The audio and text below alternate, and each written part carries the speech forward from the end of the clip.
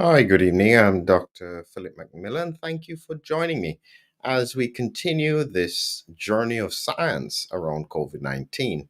Essentially, what I'm doing is I'm trying to utilize the science to help to convert it into something practical because that's what I do as a clinical researcher. I take the research and try and find ways to make it practical and real so that the public and generally patients can find benefit with it. So, this time I'm talking about brain protection against COVID 19. And you can see here, this is me with a helmet. I'm not great at throwing a ball, but just the same, it's showing the protection that I think can occur with nitric oxide. And this largely is in preparation for the upcoming webinar.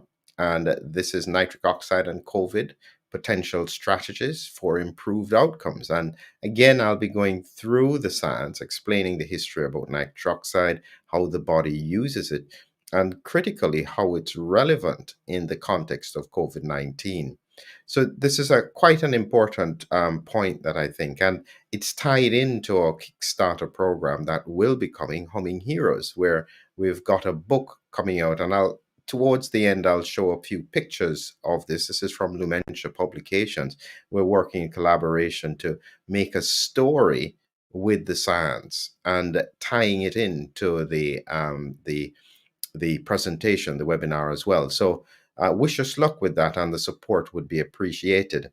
And additionally, coming up in another day is microclots and the benefit of spike detox. So this is with three other experts, Joachim, Robin, and Shankara, different parts of the world, sharing their ideas about what potentially could make a difference with regards to microclots and how important it is.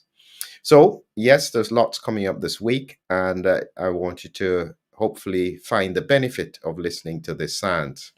So, let's get back to this brain protection of nitric oxide. And again, this is part of the presentation that I'm preparing. So, as I'm preparing it, I'm thinking about how to capture some of these concepts. And the most important concept to capture is that of the sinuses. So this is just an image showing the paranasal sinuses here. And you can see the side view of the brain, of the head, and the front view. And it's just showing you where the sinuses are sitting. So you have these frontal sinuses, which are just behind the forehead. You have the ethmoid sinuses here, that's just above the nose region. And you have the maxillary sinus here, and you can see this is a cut view. These are in the cheekbones, and you can see where the ethmoidal sinuses are here and where the frontal sinuses are here. This sinus here, I think, is extremely important. And the reason why I'm focused on this at the moment is because, from a clinical point of view, I am seeing and anticipating that JN1, the new variant, seems to be very neurotropic. That means it seems to target the nervous system more than anywhere else. And when you think about the different variants, I think Dr. Chetty had said this, and I realized he was quite right. The first wave, it was primarily lung. Subsequently, when we had Delta, it was lung and gut. And then Omicron seemed to be more about the neurology. And to be frank, it seems that the further variants seem to be even more neurotropic in terms of causing neurological symptoms. So this is a complex area, but it's part of what I'll be covering in the webinar. So if you haven't registered, please register. But I'll give you an idea as to what we'll be talking about. So as I said, the sinuses are very important and critical for us to understand what is happening. Here I have an image of the sphenoid sinus, or the central bit, and this is what it's showing. So this is the head here, and I'm trying to see if I can demonstrate that the sphenoid sinus here is sitting the furthest back, and it's almost at the center of the whole of the skull. If you drew this as a circle, this one here, this sphenoid sinus, seems to be really important from a neurological point of view. And this is why I think that it's very relevant. I've got another image here that I hope shows this. So this again shows you a head, The brain is not perfect, but I've tried to get it in the right place. But again, you see the sinuses here: frontal sinus, ethmoidal sinuses. This is a maxillary sinus in the cheek. And then this sphenoid sinus is quite deep in the brain, right at the center. And it's sitting just by this little gland here, which you can't quite see. I should have put an arrow on it, is the pituitary gland. And this gland is very, very important, as it almost links the brain to the rest of the body, producing hormones, including triggering the release of cortisol, and so on, ADH, And so it's a very important organ right here.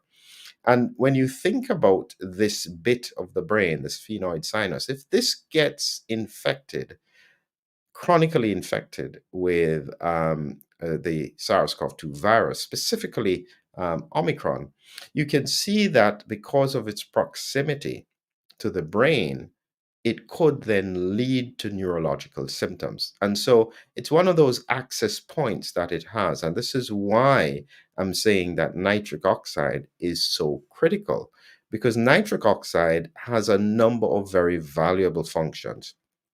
It's quite a remarkable biological function. It has multiple things. You can see here, critically, it's antiviral and antibacterial. I didn't put it in here. Neurotransmission, it does neurotransmission. It has anti-tumor effect. It has vasodilation, platelet aggregation. It reduces inflammation. And it's just a combination of nitrogen and oxygen. And it's a gas. Quite remarkable that the body would use a gas instead of just another peptide and so on. So it's a very important molecule. And as I was highlighting, is that it seems to be concentrated in the sinuses, almost like a reservoir. And therefore, any strategy that increases the nitric oxide level is likely to be protective for the brain. And I've created an image that I hope makes sense. It doesn't look great. Is that I've put myself here in a bubble, and this bubble is supposed to represent the nitric oxide.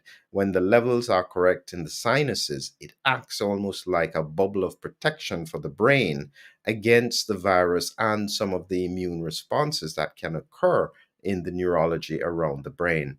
But this is the idea that I'll be trying to focus on for the webinar coming up, and linking it as well to the little book that we have been working on, that's hopefully giving the idea as to what it is that's important. It's what we call humming heroes inside the nose, almost nobody knows. And it's highlighting that humming has a direct impact on nitric oxide levels. And so using the science to be able to try and bring something into reality. Here is quick excerpts, similar pages as I'd shown the last time. This is me by the fireplace. And you can see the first image here, lovely images that were presented. And it's showing this little boy without a care as his gentle breathing fills the air and tiny things drift into his nose. What will they do there? Nobody knows. And so it's using imagery, and so it helps not just children but adults to understand a little bit more about how that part of the body works.